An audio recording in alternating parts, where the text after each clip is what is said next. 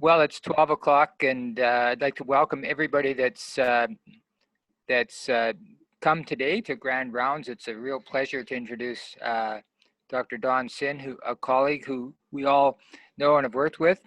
Dr. Sin has got a track record and a lifetime of professional activities in COPD, and he's going to share with us today his thoughts on new frontiers and of COPD and research and care. So, Dr. Sin? Well, thank you, Barry. I'm not sure it's new frontiers, but certainly my frontiers in COPD research and care. So let me walk you through some of the research that we've done over the past 3-4 years and how the findings of those research studies may impact patient care in COPD. So I think an important concept is that COPD is a heterogeneous disorder. It's not a single entity.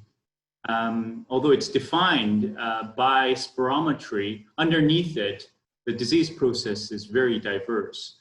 So rather than viewing COPD as a homogeneous disorder, I think this picture illustrates very well the heterogeneity of COPD. Every patient nearly is different. So that poses some challenges, however, in therapeutics and management, in that if it's a heterogeneous disorder, then doesn't it make sense to try to segregate patients according to their disease pathogenesis and then marry that to the right therapeutics? And so-called precision therapy has arisen from that concept. But there's a barrier, or there are many barriers to this approach. The most pressing is the fact that we have no good tools to segregate patients according to their disease endotypes. And broadly, we call them biomarkers. And there are many different types of biomarkers, prognostic biomarkers, or for this talk, I'm going to talk about predictive biomarkers. Predictive in the sense of predicting the response to therapeutics. So that will be the focus of this talk. So let's look at the current COPD situation. Do we have so-called precision therapies in COPD? And the answer may surprise you. It's not just about bronchodilators. So if we view COPD as a heterogeneous disorder, how can we segregate patients to better match the therapeutics to the disease endotypes of patients? And there, as I've argued, we need predictive biomarkers, maybe blood, maybe some omics, including genomics and microbiome, maybe CT scan, imaging, and other imaging modalities. And increasingly, AI may play a role in how we approach patients. So let me give you some examples of how precision therapy is fundamentally transforming COPD care. So we can measure a CBC and get an eosinophil count, and we can segregate patients based on their eosinophil count into low blood eosinophils, defined as eosinophil count less than 150 cells per microliter, and high blood eosinophil counts greater than 300 cells per microliter. And we now know that the low eosinophilic group responds better to long-acting bronchodilators than they do to inhaled steroids. The reverse is true for those who have high blood eosinophils. They respond quite well to inhaled corticosteroid-based therapy, whether in isolation or in conjunction with long-acting beta-2 agonists or long-acting antimuscarinics. We've done this for 2 decades. For those who have resting hypoxemia, we prescribe continuous oxygen therapy. And I will show you that is the right approach. And then those with upper lobe emphysema or bullae, then lung volume reduction surgery would be suitable for those individuals, but not for those who have predominance of disease in the lower lung zones, or homogeneous type of disease. So even in modern practice, we're using biomarkers to enable more precision therapy.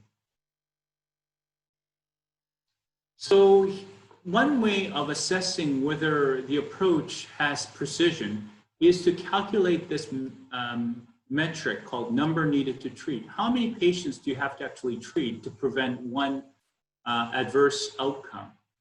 So if we look at lung volume reduction surgery, so this is fairly extensive surgery that's rarely performed. And if we look at the outcome of preventing death over a 5-year period, if we just take anybody with COPD or severe COPD, we would need to treat 245 patients with surgery before we can prevent one death. And similarly, if we give supplemental oxygen to anyone with hypoxia, whether it's exertional hypoxia, nocturnal hypoxia, or resting hypoxia, we would need to treat 56 such individuals to prevent one death over a 3-year period. If we're comparing two types of bronchodilators, long-acting muscarinic antagonist and a long-acting beta-2 agonist, and if we just give it to COPD patients, we would need to treat 24 patients with a LAMA over LABA, prevent one exacerbation per person year. And then more recently, so-called notion of triple therapy, inhaled corticosteroids, long-acting beta-2 agonists, and long-acting antimuscarinics, all in one, for that to prevent one exacerbation in a person or over a person year, we would have to treat 38 compared to dual bronchodilator therapy. So this is how we assess for the precision of that therapy. And none of these so-called therapies would have precision in modern, using modern definition. However, if we use some biomarkers, we can get much more precision. So lung volume reduction surgery, rather than having to treat 245 individuals, we would only have to treat 6. And for oxygen therapy, we would only have to treat 5 to prevent one death over 3 years, and so on and so on. So what are these biomarkers? Well, in each setting, it's different. In lung volume reduction surgery, if we focus on individuals with upper lobe predominance of disease and low exercise tolerance at baseline, then we can achieve reasonable precision. And similarly, for oxygen therapy, focus on individuals with resting hypoxia and discard those who have exertional hypoxia or nocturnal hypoxia only, then the precision can go down to 5, and so on and so on. And we'll come back to the eosinophil story a little bit later, but using peripheral eosinophil as a cutoff of 300, we can get down the number needed to treat from 38 to 9. So this next series of slides will show you some of the work that we've been doing here at St. Paul's Hospital to advance the notion of endophenotyping in COPD and hopefully enable novel therapeutics. So one interesting question we had was whether IgG deficiency was associated with higher risk of COPD exacerbation. And the theory there being that if you're immunodeficient, you're more likely to catch respiratory tract infection, which in turn will increase the risk of COPD exacerbation. So this was done by a very talented postdoc who is now returned back to Brazil. And to answer this question, we collaborated with investigators at NIH and CIHR on 2 major therapeutic trials. One was called MACRO and STATCO. One tested the efficacy of azithromycin in preventing exacerbation, and the other tested simvastatin. And both were a 1-year therapeutic trial and recruited standard COPD patients. So the MACRO trial, which tested the azithromycin, enrolled nearly 1,000 subjects. And we measured serum IgG here at St. Paul's Hospital under the direction of Dr. Andrea Matman. And we showed that approximately 20% of these unselected COPD patients had immunodeficiency as defined by an IgG level less than 7. And the others had variable levels above that threshold. And StatCope was exactly the same. So I'm only showing you the macro study as an exemplar. What was more interesting, though, was that those who were immunodeficient, as defined by 7, had about a 50 to 80% increase in the risk of exacerbation compared to those whose IgG levels were above this threshold, adjusted for a whole bunch of other things. And this was largely driven by IgG subtype 1 and IgG subtype 2. And if we compare the deficient versus non-deficient, you can see that the exacerbation rate in the normal is less than half of the exacerbation rate in the deficient individuals. Similarly, in the IgG2 subtype, but less striking. So IgG1 was the predominant subtype that was associated with exacerbation. Okay, so COPD exacerbation can come in many forms. It can be fairly mild or moderate and treated as an outpatient with steroids and antibiotics, while others can be quite severe, leading to hospitalization. And here at St. Paul's, we see a ton of COPD exacerbator coming into hospital with exacerbation. And indeed, if you look across Canada, COPD is the leading cause of hospitalization outside of giving birth in Canada. So last year, there were over 90,000 hospitalizations for COPD across Canada. And that was 10 to 20% higher than the next leading cause, which was acute myocardial infarction, for an average length of stay of about 7.2 days. So it's a significant burden, as we can all attest to, having worked at St. Paul's and VGH. So we went back to answer this question: is IgG deficiency associated with COPD hospitalization? Not just any exacerbation, but COPD hospitalization. COPD hospitalizations are fairly rare, or relatively rare, in therapeutic trials. So we had to pool not just 2 studies, the macro and StatCo, but other studies. A lot is the long-term oxygen therapeutic trial that was conducted by NIH, and Cascade study was an observational study conducted out of Seattle. And so we obtained the samples and measured IgG levels in a blinded fashion. We didn't know the patient characteristics at all when these levels were measured. So this is the punchline. Those whose levels of IgG were below 7 had about 50%, 40 to 50% increase in the risk of hospitalization compared to those who had intact IgG levels. But what was perhaps even more interesting was the fact that there was tremendous heterogeneity in the COPD hospitalization data across the 4 studies. So most of the signal was driven by the 2 previous studies I mentioned, which is StatCo, the simvastatin study, and macro, the azithromycin study. And then the LOT and Cascade had very little signal, if anything at all. And we wondered why that was the case. Why was there this heterogeneity? And the answer was is in this graph. When we look at the rate of COPD hospitalization per person per year, and compare IgG levels as a function of IgG levels in those without a prior history of COPD hospitalization, IgG levels made no difference. You can't get a higher p-value than 1.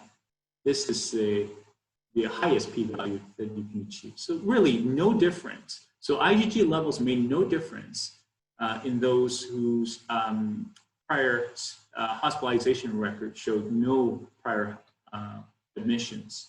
However, you can see a doubling of exacerbation rate for COPD hospitalization in those with a prior history of hospitalization and an IgG level less than 7.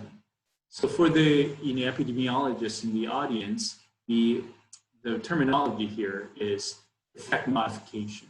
So there was a tremendous interaction between a prior history of COPD hospitalization and levels of IgG. So why would this matter?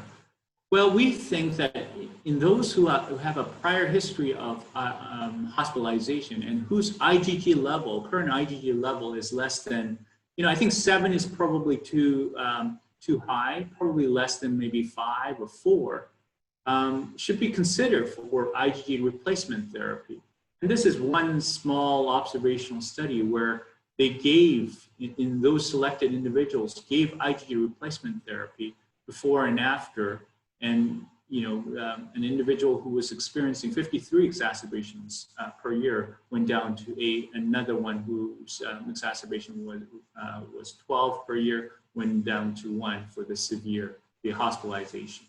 So these, albeit this is uncontrolled study, nevertheless, I think it makes physiologic and biologic sense to identify those patients for consideration of IgG replacement therapy. So let me shift gears to the emerging area of microbiome. So in clinical medicine today, our focus largely in microbiology is cultivation, to culture bacteria.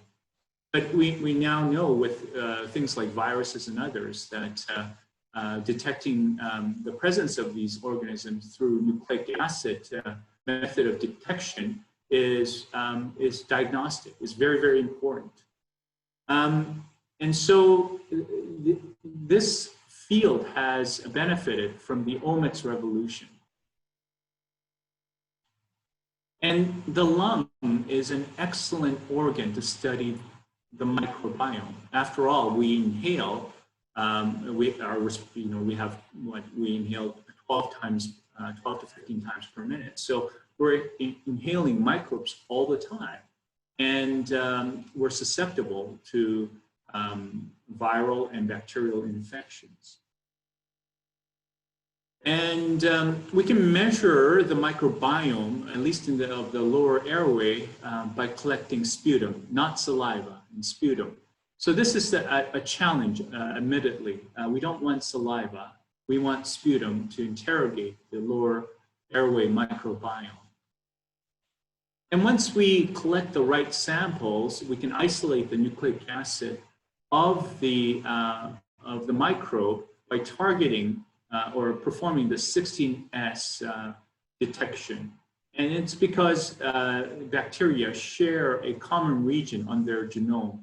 It's called V3 and V4. And you can target this with a primer and be able to detect whether bacteria is present and what type of bacteria. So we performed this study at St. Paul's with help from VGH. And it was a very simple study. So patients came into the hospital for COPD exacerbation with the typical symptoms of coughing and shortness of breath. And we collected their sputum. Now that was a big challenge. As I said, most unfortunately provided saliva and not sputum.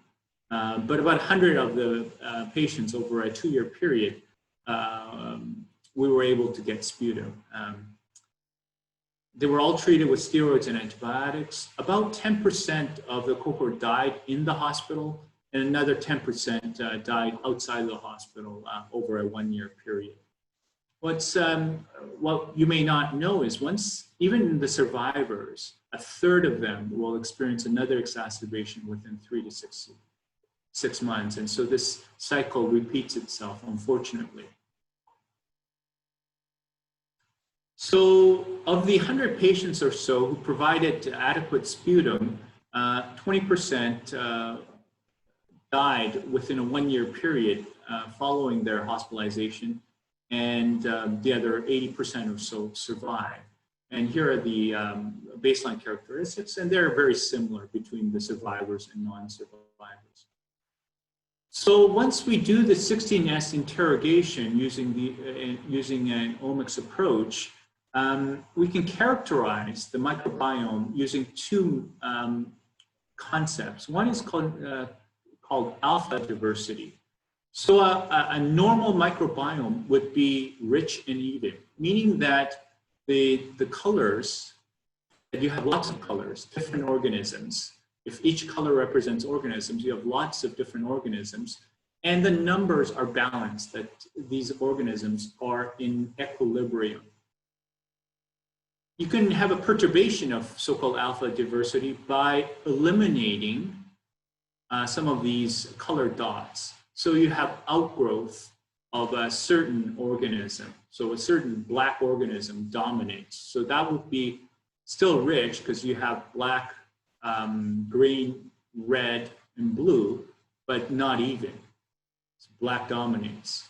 And then you can have an extreme situation where you've lost all the colored ones, colored marbles, and you're left with the black, and that will be not rich and not even.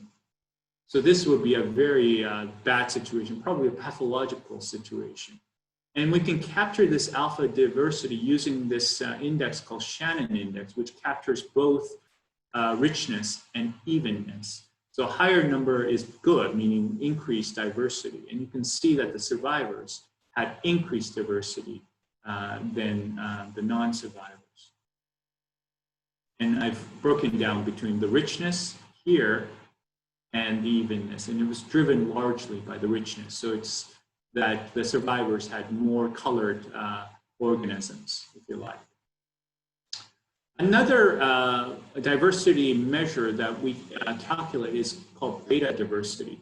So a situation where beta diversity is good would be is illustrated in this cartoon, where the green dots all sequester to one corner, orange dots sequester another, and the purple and blue sequester to another quadrant. So there is separation of organisms according to the phenotype of the individuals. These are the real data from the sputum study that you saw. S represents survivors, NS represents non-survivors. And there's some overlap, but you can see that there is, on average, a separation between survivors and non-survivors in the community diversity of the microbiome. So meaning that their beta diversity is also different between the survivors and non-survivors. So when you try to drill down on the organisms, now we can't go all the way to the species level, but we can go down to class and family and phylum.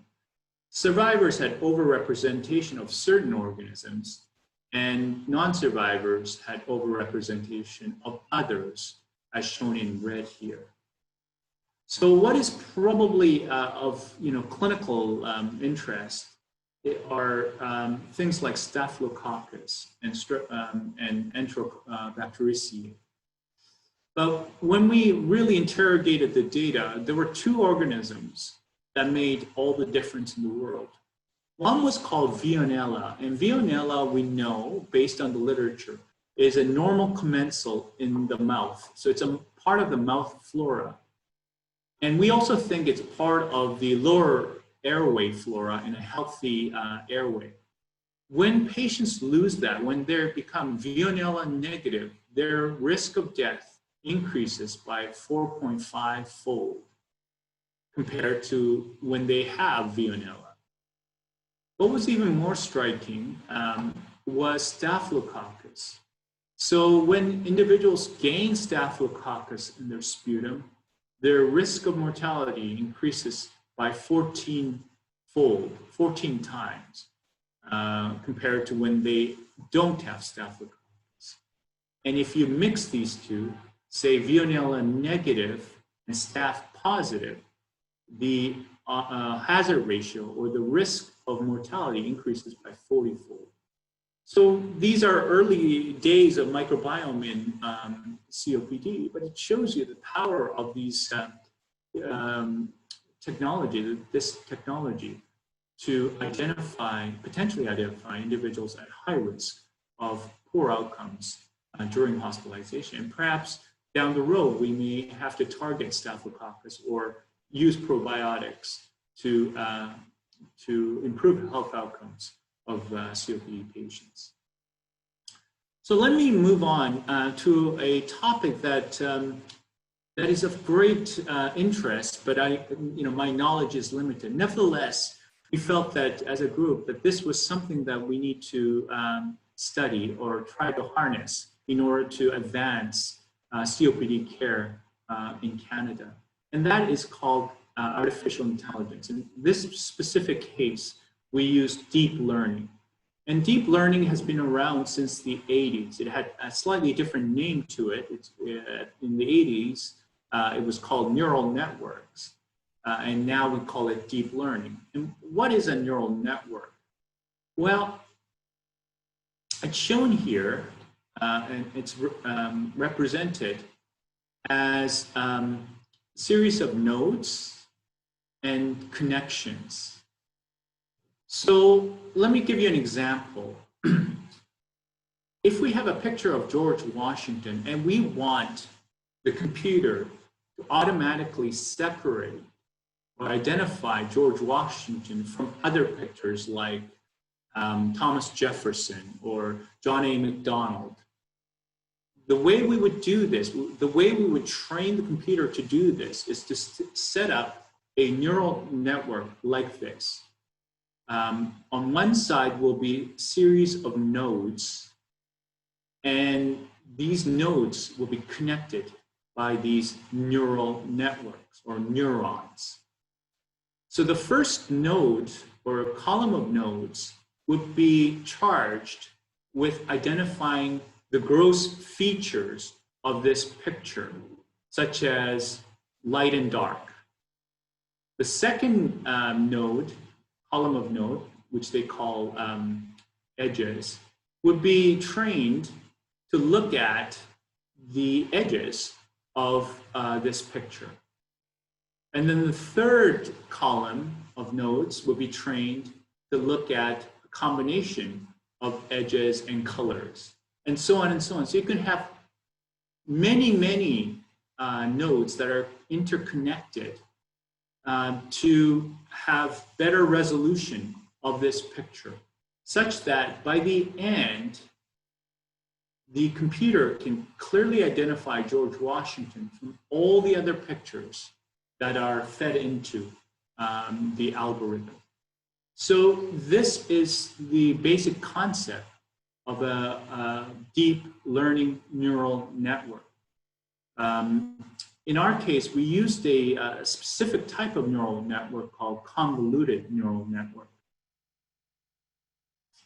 And we asked a very simple question: can we use deep learning to identify COPD on chest CT scans? So as you know, chest CT scans are done ubiquitously at this hospital and many others. And they will even grow given the recent provincial announcement of a lung cancer screening program that will be rolled out in 2021. So there will be many, many, many CT scans that will be available. And given the COVID situation where doing full lung function tests may be of challenge, can we simply use the CT scans to identify COPD patients? And we now know that cancer screening, low-dose cancer screening, saves lives for smokers by preventing not only lung cancer mortality, but total mortality. And that was shown in the NIH-sponsored National Lung Screening Trial and the European Nelson trial. They were both positive in favor of low-dose screening. So we'll see a lot of CT scans being performed. So the work that we did has been published and led by a very talented postdoc, Lisa Tan. So one important challenge of neural network is to have enough CTs, be able to feed enough CT scans into the neural network so that the computer can interrogate all of the features relevant for the question. So we were fortunate to work with Steve Lamb over at the BC Cancer Agency and investigators at GSK and NIH to bring this research to fruition. So First thing we did was took all of the CT scans that were used for lung cancer screening purposes at the BC Cancer Agency as part of the PanCan study for lung cancer screening. And there were about 2,500 subjects who had CT scans. About 2–3% developed lung cancer in follow-up. But the importance of lung cancer for this talk is there is no importance of having lung cancer for this particular talk. And then we validated the algorithm generated from the PanCan study in another completely independent cohort called ECLIPSE. That's an acronym for evaluation of COPD to predict surrogate endpoints. And there we had CT scans from 2,164 COPD subjects across the various gold categories, and as well as 337 scans from smoking controls who did not have COPD, and 245 individuals who were healthy and non-smokers. So this is the baseline demographics of the PanCan study, about 2,500, ECLIPSE about 2,195, and you can see they're quite similar except for the prevalence of COPD. Here the prevalence is very high in ECLIPSE, 77%, because the study was enriched for COPD patients. In PanCan study, lung cancer screening was done on the basis of smoking history, not COPD. As it turned out, about half had COPD based on spirometry, the gold standard. So this is the neural network that Lisa built, and each of these columns represent nodes. So we call them layers, and you can see that there are a few layers, not a whole lot, but several. And CT scans were fed into this algorithm, first with PanCan, that's called the training set, to train the neural network to separate COPD from non-COPD using CT features only. And then we validated that algorithm using the ECLIPSE, totally different set of CT scans. And the computer, this is an example of what the computer did. The computer didn't use all of the CT scan. In fact, it only used a slice or two to separate COPD from non-COPD, which was a terrific surprise for me. I thought we had to look at the entire scan. And even then, I didn't think we'd be able to separate COPD from non-COPD. But the computer is obviously much smarter. And with just a slice or two could separate COPD from non-COPD. So A represents one slice right above the carina. B is slightly lower than that, and C is slightly lower than that still. So they're all above carina, and there are pretty standardized cuts. So this is the punchline. It's kind of complicated, but if I explain it, you would understand it very well. So if we had 10 of those node layers, or 50 of those node layers, that was enough. Increasing the number of nodal columns to 101 or 152 did not improve the performance of the computer. So AUC is area under the curve. That is a metric that tells us how well the computer is able to separate COPD from non-COPD based on CT features alone. A perfect separation would be 1. Flipping a coin would be 0.5. 0.805 or 0.843 is very good. It's called excellent performance. So the computer only needed 50 of those nodal layers to achieve excellent discrimination. And B represents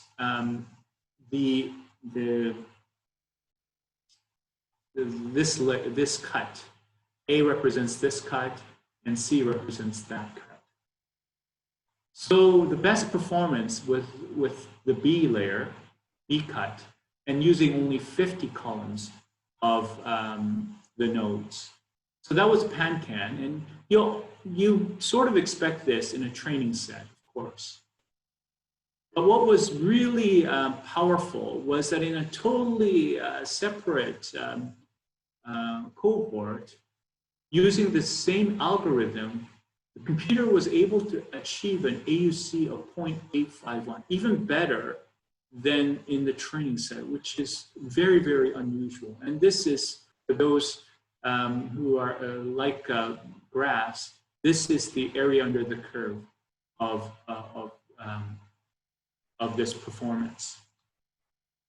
And there are other performance metrics that, that can be calculated, such as F1 score and precision and recall. And they all perform very, very well. So we, when we submitted this to Lancet Digital Health, the reviewers came back and said, this is all nice, but compare it to the gold standard. We thought spirometry was the gold standard, but they wanted us to compare it to densitometry, the low attenuation area that's given at 950 Hounsfield units. So that is that's used in research to denote emphysema on CT scan, and that has an area under the curve of 0.74. So no matter what so-called standard metric we use, our algorithm was superior to any of the current methods. So the next question we asked is, what is the computer looking at that is able to separate COPD and non-COPD, that the human eye is not appreciating? And this is called an activation map. So we are asking the computer to tell us where most of the information is coming from. And the red areas represent the areas with the most information. And I don't know if you can appreciate this, but the red is right here in the trachea, and the red is in the periphery of the lung. So it's the shape of the trachea, as well as the shape of the peripheral core, periphery, not the core, periphery of the lung that the computer is looking at to decipher between COPD and non-COPD. And for respirologists in the audience, we sort of know this, but haven't really articulated it. When we do bronchoscopy in COPD patients, we frequently comment, oh, this patient must have COPD because they have saber sheath trachea. The trachea, rather than being round, is oblong, it's elongated. And I suspect that's what the computer is detecting, but in much more subtle way. And I've blown this up to show you that the red is in the trachea and in the peripheries. And periphery, if you look at CT scans of COPD patients very carefully, they have what we call paraseptal emphysema. They have these tiny holes in the very peripheral areas of the CT scan. Okay, the last final thing I wanted to speak about is about COVID. I mean, in this day and age, talk without COVID is a naked talk. So, this is a cartoon that I'm sure people have seen over and over again. This is what the SARS-CoV-2 virus looks like as a cartoon. It's an envelope RNA virus that has these spike horns to it. They're called S proteins. And the S proteins bind to a receptor called ACE2, angiotensin converting enzyme 2. And once binding occurs, then the virus either goes in through endocytosis, that's one way of getting virus in, or the virus just fuses with the membrane of the cell and releases the nucleic acid content into the host cell. And once it gets in, it uses the host cell machinery to replicate virions. And the pathway in this process is critically dependent on this receptor called ACE2. And for internists in the audience, ACE2 is well known because we have therapeutic drugs against it, ACE inhibitors and ARBs that, antagonizes that pathway. So ACE2 is critically important, not just for SARS-CoV entrance, but for physiology, including blood pressure regulation and lung homeostasis.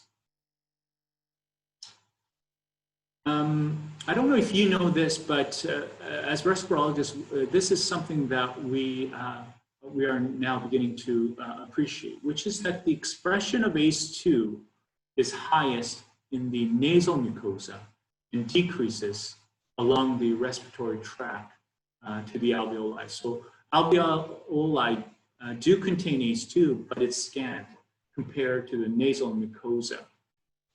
Other organs express ACE2, like the GI tract, bladder, and the kidney, and even the heart. But there's little evidence that the virus actually makes it down beyond the lungs in most cases. So this is a scientific, the previous diagram was a cartoon. This is a more scientific way of expressing what I just told you. In the nasal mucosa, in the goblet cells, you see a dense red and a large circle, which represents high expression of ACE2. And as you go down into the lower airway, into the parenchyma, the expression levels decreases. And to a certain extent, depending on the type of cell interrogated. So what we can do as respirologists for both clinical and research purposes is perform bronchoscopy. And this is a study that we have done over the last 3 years, so pre-COVID. We wanted to know the effects of inhaled corticosteroids on gene expression profiles. But the COVID pandemic gave us an opportunity to repurpose this study into a COVID study.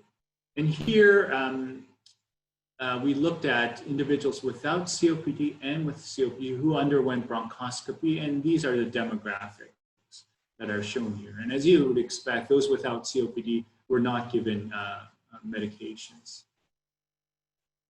And we showed that if an individual had COPD, the expression levels, this is gene expression of ACE2, is 50 to 100% higher than if they didn't have COPD. And there was a relationship between the strength of FEV1, which is a measure of lung function, and ACE2 expression, such that those individuals with poor lung function had higher ACE2 expression than lower, than those with preserved FEV1. Similarly, active smoking also increased ACE2 levels in the airway epithelium, so deep down in the airways.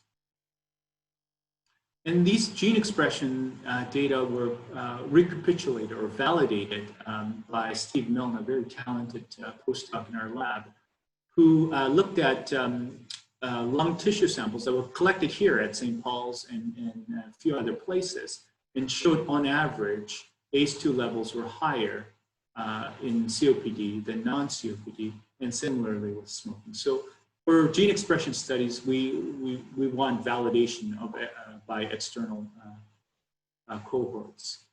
Now, gene expression is not the same as protein expression, and in biology, what matters most is protein. So this work was done by Janice Leung and Anthony Tam, looking at protein expression in the lung tissue sections that we have at HLI, and showing that in non-smokers, staining was very faint. So this is positive control. In COPD, you can see that there is a lot of staining for ACE2. And when you quantify it, there's clearly a signal in favor of COPD in terms of ACE2 expression. So there is no doubt that ACE2 is upregulated with COPD and with cigarette smoking. And we think that that increases the risk of COPD patients towards severe COVID-19. Severe COVID-19 meaning COVID-19 pneumonia. So we had a study which was called the SERUM, where we randomized COPD patients into 3 different inhalers. Advair, the purple puffer, that contains inhaled corticosteroids and a long-acting beta-2 agonist. Another ICS LABA combination called Symbicort. It's similar to Advair, but different drugs inside. And then a control group for Motril, which was a long-acting beta-2 agonist. And we randomized these individuals to 3 months of this. So prior to randomization, we did bronchoscopy, and after 3 months, we did another bronchoscopy to look at changes in ACE2 levels with these medications. So these data have not been published yet. They're under review. The long and the short is that when we looked at ACE2 levels, comparing Advair, Symbicort to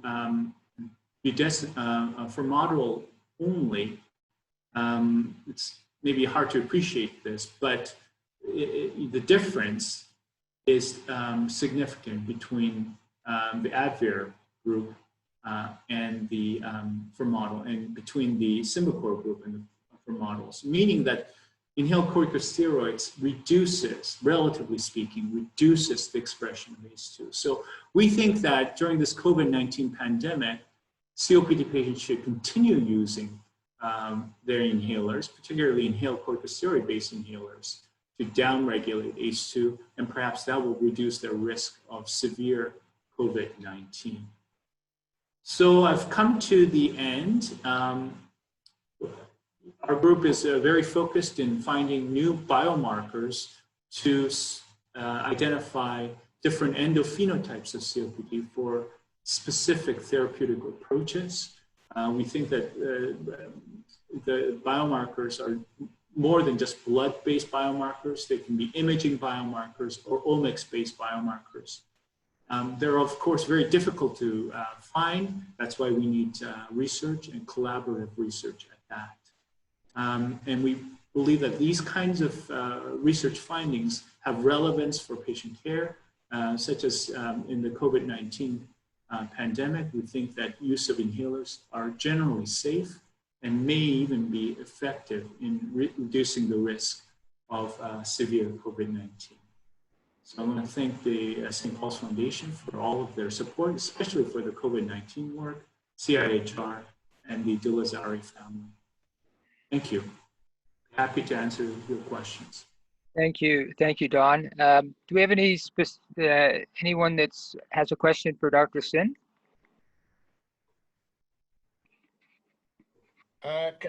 Don, can I maybe just ask you a question about your deep learning thing? It's very interesting, that specific study that you guys done. Obviously, that different nodes that you design, and I don't know how many nodes you had in between, you have to decide what to use for that specific discrimination. So how do you decide on those different nodes? Because I find it very interesting that the chest, it looks actually more like the chest wall is a very important identifier to identify COPD in patients, if you look at that pictures that you showed us. Very good questions. So some of it is empiric. So you just can't let the computer set up all these layers. So you have to have an approach to setting up these layers.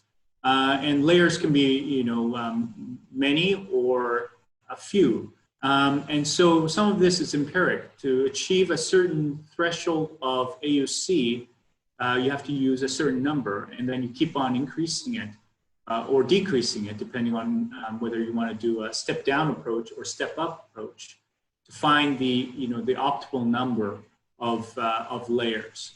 So that's why it takes an enormous amount of time. Maybe this work was a year and a half in making.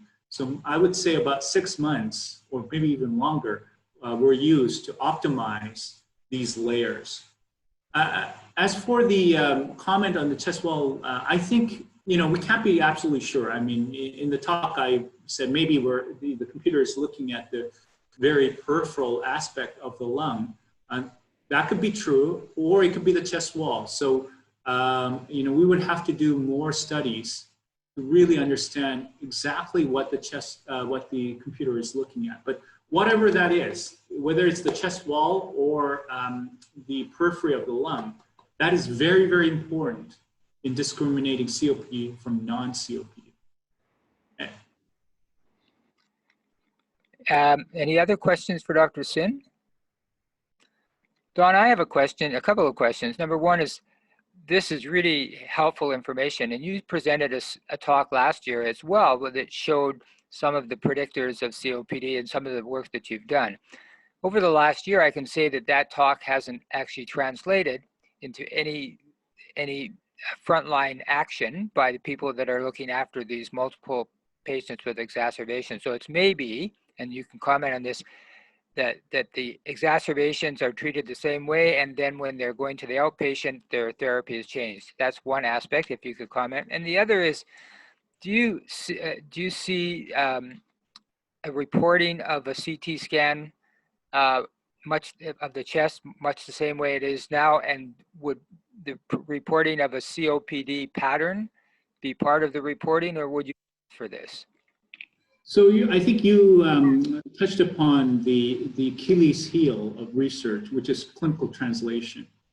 So, I guess the short answer is clinical translation takes a long time to make it into the front line. And in most cases, that's appropriate because medicine should be conservative.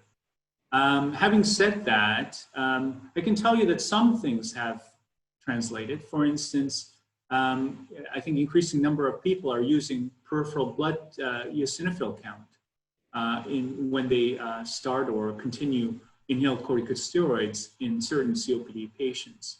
Some of our colleagues are beginning to measure serum IgG in the refractory, frequent flyer hospitalized patients with COPD. So some things are being translated, but albeit at a slow pace. While others will take, many more years. And the AI algorithm for COPD will take many more years, because this is not simply just, unleashing the algorithm to radiologists. I mean, what would the radiologist do with this algorithm? We would have to work with, companies that build CT scan and modify it for their scanner so that it automatically generates a risk score. And even if it automatically generates risk score, we would then have to make it clinically relevant for the radiologist to state. I mean, what does a probability of 30% mean? It's really hard to know. So we would have to tune it in a way that that it's clinically applicable. So I think you've hit the the right point, which is that clinical translation, depending on the technology, may take a long time before they come into clinical practice. Thanks, Don. Any other comments or questions before we thank Dr. Sin? Just as a corollary to that, I think what COVID-19 has done, certainly in the US, is accelerated the clinical translation. So you've seen that how fast diagnostics appeared for COVID-19 and how fast vaccines will appear for COVID-19.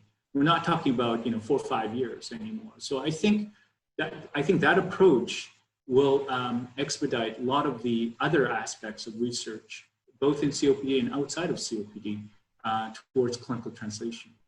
I would underscore that as a practitioner, is that I think that holding everybody's feet to the fire while you're doing these things has a certain value, as long as the fire is moderate and you don't burn your feet off. I guess that would be the way I'd put it. Thank you, Don. Thank you. Very, very, very, very informative, as always, presentation. I've certainly enjoyed it, and I hope to share some of this with some of our trainees. Next week's Grand Round is going to be at VGH, and it's going to be brought to us by the Division of Rheumatology, who are now in the midst of deciding a topic. So please join us next week. Thank you again, Don. Well, invite me next year, and hopefully some things will be clinically translated. Thank you. Okay. Take care. Thanks. Bye-bye.